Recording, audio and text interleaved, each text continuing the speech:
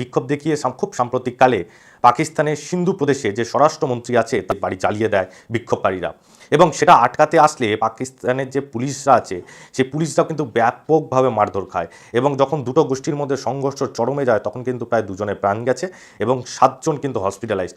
একজন ডিএসপি র্যাঙ্কের অফিসার তিনিও কিন্তু খুব গুরুতরভাবে আহত, তিনিও হসপিটালাইজড হয়ে পড়েছে। পাকিস্তানের অন্তর্দ্বন্দ্ব এখন এতটাই চরমে চলে গেছে জল নিয়ে, যে এখন তাদের ভাত রুটির থেকেও জল এখন ছিনিয়ে নেওয়া হয়েছে সব থেকে বড় কাজ।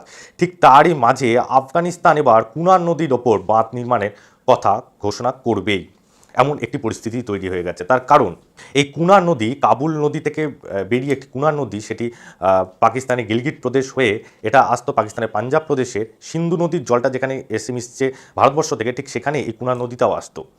এখন সে কুনার নদীর ওপর আচমকা তারা বাঁধ নির্মাণের জন্য ঠিক করছে এবং তারা ভারতের কাছে এই নিয়ে সাহায্যও চাইছে।